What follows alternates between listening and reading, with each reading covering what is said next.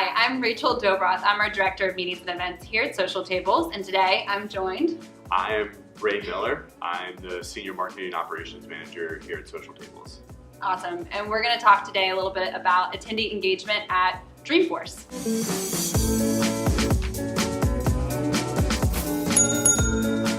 So before we dive in today, I want to remind everyone to like this video and to subscribe to our channel to get more videos just like this one. So I guess we should get started. Ray, what's Dreamforce? So Dreamforce is a very large software conference for Salesforce. It's 170,000 people and it's based in San Francisco. It's over 4 days. And really it's about learning about software, learning about the community that supports technology. And also it's a really fun time. I would agree with that. So Dreamforce for me was actually my very first conference I've attended as an attendee. It's a user conference, I think, on steroids. So what do you think about having Dreamforce kind of spread across different venues in one city? I think what's really cool about that is from the angle of an attendee, every venue that you go into has a totally different look and feel. So from the marketing venues to the more admin heavy venues, you're seeing different messaging, and the team there does a really great job at helping you understand that you're in a different place. Yes, but I will say that it still felt like the same conference. For sure. Which was really impressive, from the Marriott to the Intercontinental to the Moscone. It was all kind of one big branding, one big theme. You definitely always knew you were in the right place, which is really well done. It's really interesting how when you look at what they've done with the different venues, you can always tell who they're expecting to come to what sessions based on the size of the room that they're in. Mm-hmm. I also thought it was cool that in the same day for those big sessions, they would do them again. So you would get that push notification that was like, I saw you registered the first time, if you didn't get in, here's another one. I think it's great from an attendee perspective, because oftentimes when you're at conferences, you're also trying to meet up with vendors, you're trying to host meetings with people. Sometimes you get to time conflict of 2 sessions you really want to go to. I think they do a great job at making sure that if there is one you really want to go to and you can't get to it, the sessions are always available online afterwards. So I think that is also, yeah, they'll put the slides on there. Sometimes there'll be a link to like a video, but yeah, I thought that was really cool. Nice. So let's talk about outside of education, because this is your second time at Dreamforce? Third time. So it was my first time. I'm a rookie. And I will tell you, it took me at least 2 days to really get the feel of the event. I didn't know you found a secret breakfast spot. Yeah. That was pretty awesome. So outside of the actual education, how did you think they did with engaging people and creating these experiences? I thought, anytime you have a conference of 170,000 people, you have a very captive audience. Yeah. I think that some of the things that I saw that they did was they had a picture wall that was really cool in one of the buildings, where you could actually come up, take like an Instagram Polaroid style picture that they printed out, and they made a really big wall that was the Salesforce logo, but made up of customers' pictures, which I thought was really cool. Not so much like the online, more the offline, which is really hard to do, as you know, in events. Mm-hmm. But I thought from an online perspective, I mean, the DF15 or 16 hashtag, you could just look at that and get a rundown of like whatever sessions people were going to, and everyone is always encouraging you to tweet. I think one of the cooler things was I saw a scavenger hunt going on, and some of these things you're not even really sure if they're organized by Salesforce or they just kind of happen organically.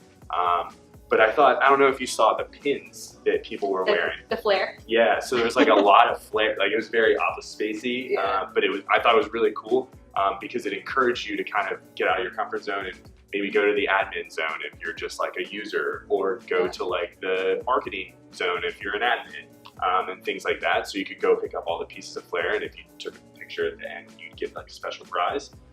But I think, from an engagement standpoint, the one thing we haven't talked about is the Expo hall.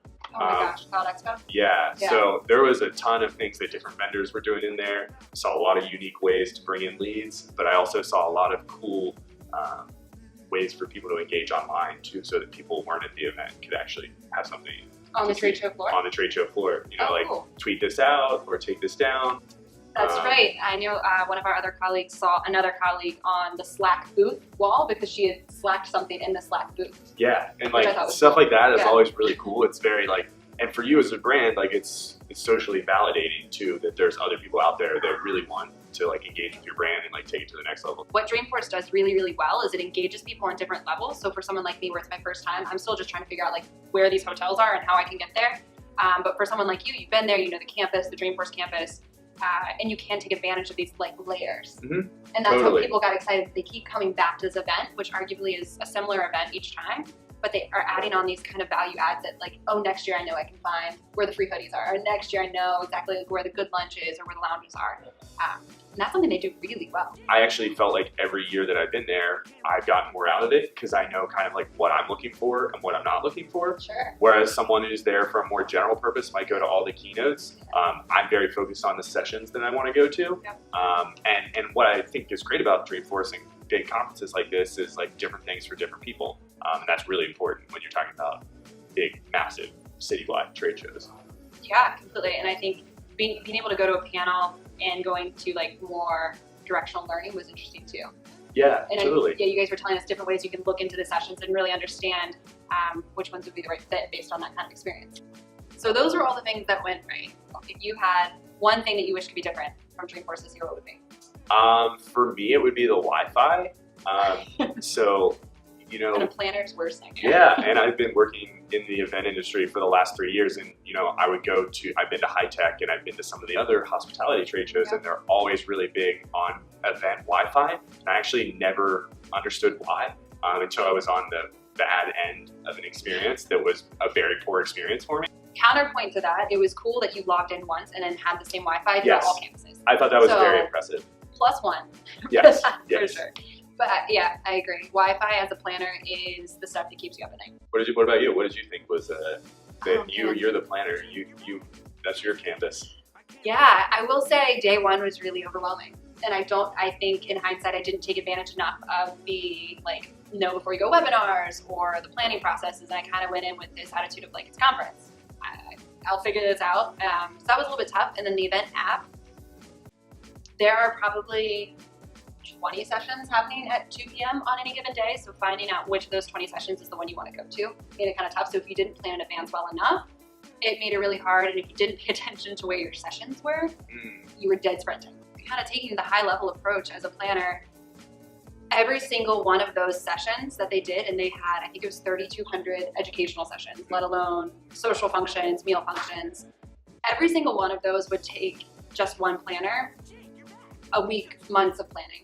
And then you're putting that all together in the same group, in the same block of people, and it's just, the scale of it is unlike anything I've ever seen. So the fact that we're talking about problems like Wi-Fi, buses, it's incredible that the rest of it went so smoothly.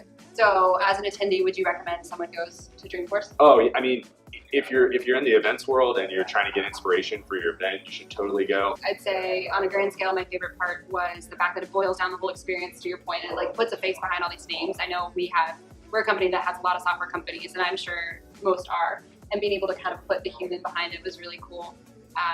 And that's a comment we get a lot when we are at events. You know, it's Right. nice to put the face behind social tables. So it was cool to see it from that side. And then of course, at the end of the day, it's just an incredible experience.